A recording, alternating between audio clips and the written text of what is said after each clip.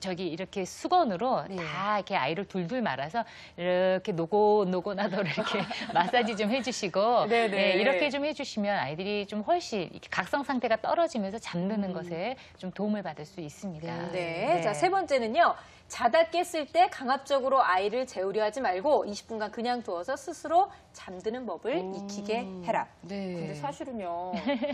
이건 굉장히 좀 이상적인 표현이에요. 선생님. 스스로 잠드는 법. 그건 너무나 멋있어요. 근데 그게 안 되는 이유가 옆에 동생이 예를 들어 그 찡찡거리는 소리에 깰 수도 있는 거고. 그러니까 어떻게든 얘를 빨리 재우려고 막 계속 두들겨주고 막 이러잖아요, 선생님. 네. 이런 방법은 별로 안 좋다는 말씀이신 거죠? 예, 그 실제로 이제 그 중간에 깼을 때 이제 스스로 잠을 자게 하라 이러는 게 이제 쉬운 일은 아닙니다. 네. 근데 또 하나 아까 제가 이제 수면이라는 게 이제 발달의 한 부분이다라고 말씀을 드렸는데 스스로 달래서 잠자는 능력도 배워야 되는 거거든요. 계속 내가 깼을 때 불안하고 이럴 때 어머니가 달래주면 결국은 영원히 혼자서 못 잔다는 얘기잖아요. 그렇죠. 그래서 애 스스로 잠을 잘 수 있는 능력을 키울 수 있는 기회를 줘야 된다. 그리고 그걸 일관되게 하다 보면 애들도 이제 어느 정도 내가 해야 되는구나라는 걸 배우고 알게 됩니다. 네. 그리고 선생님 엄마들 중에서는요. 6세까지는 어린이집에서 낮잠을 1시간 정도 맞아요. 재우거든요. 네. 낮잠을 자고 오면 밤에 늦게 잔다. 그래서 아이를 재우지 말아달라 하고 어린이집에 부탁하는 그런 엄마들도 있어요. 네. 이런 건 어떨까요? 네, 실제로 이제 우리 낮잠이 뭐 여러 가지로 이제 두뇌 발달에도 좋다 이런 얘기도 나와 있습니다. 그리고 되게 이제 만 5세 이전까지는 좀 낮잠을 자야 되고 만 5세 이후에는 낮잠을 잘 필요가 없다고 해요. 네. 의학적으로. 근데 또 낮잠을 자야 되는 애들도 있거든요. 네네. 그럴 때는 한 20분 이내로 낮잠을 자는 게 중요합니다. 너무 이제 길게 자면 그게 서파수면까지 진행되게 되면 밤잠에 영향을 줘요. 네. 그래서 이제 밤에 잠을 안 자는 일이 생기죠. 네. 한 20분 이내로 재우면 낮에 피로도 좀 해결할 수 있고 그다음 밤잠에도 영향을 주지 않습니다. 네, 그 정도라는 게 중요합니다. 네. 근데 유난히 잠 없는 애들이 있잖아요.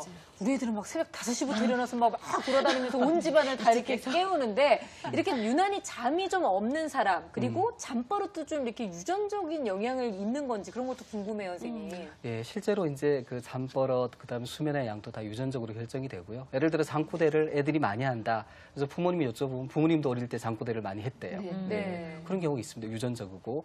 그다음에 이제 수면 시간도 마찬가지예요. 그 수면 시간도 유전적으로 아주 길게 자야 되는 사람들이 있고 짧게 자야 되는. 우리가 보통 4시간 정도 자도 아무 문제가 없는 단시간 수면자가 있습니다. 네. 한 5% 내지 10%. 네. 10시간 이상 자야지 생활이 가능한 장시간 수면자도 있어요.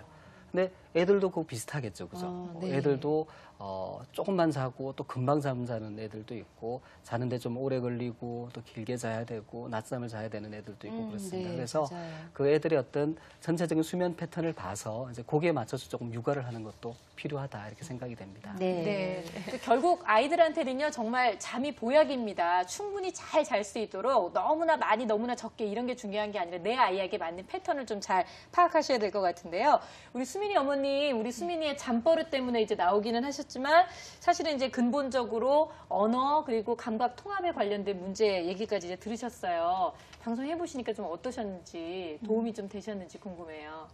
일단 각종 검사, 수면 검사도 해봐서 저는 이제 걱정이 문제가 있는 거 아닌가 했는데 이렇게 큰 문제가 없다고 하니까 네. 다행이고요. 예, 도움이 많이 됐어요. 선생님도 전문가 선생님 만나서 얘기해 주시고 하니까 도움이 많이 된 것 같아요. 그래요. 네. 막연하게 두려워했던 것보다는 뭐가 어떤 것이 원인일 수 있다라는 얘기를 듣는 게 아무래도 좀 더 속이 시원하셨을 것 같고요. 자, 우리 어머님이 좀 더 멀리 내다보고 우리 수민이의 발달과 관련된 노력을 좀 기울여 주셨으면 좋겠다는 생각으로 우리 두 분 선생님의 조언을 짧게 네. 좀 듣겠습니다. 예, 그 이제 훈육을 바탕으로 한 즐거운 놀이 그리고 또 언어에 대한 접근 이것들을 좀 계속 간과하지 않으시면 지금보다는 많이 좋아질 것 같습니다. 네. 자, 우리 신 선생님. 그리고 이제 아까 이제 말씀드린 뭐 그런 일반적인 내용, 우리 뭐 자기 전에 이제 양치질하고 잠옷 갈아입고 되게 어머니들이 내용을 다 아세요. 근데 일관되게 실천을 하지 않으니까 변화가 없는 거거든요. 네. 그래서 수민이 어머님한테도 제가 똑같은 말씀을 드리는데 좀 일관되게 지속적으로 해주라 이런 말씀을 드릴 수 있고 또 수면이라는 게 발전하는 겁니다. 아까 말씀드린 발달하는 거니까 아마 제가 봐서는 시간이 지나면 많이 호전될 것 같아요.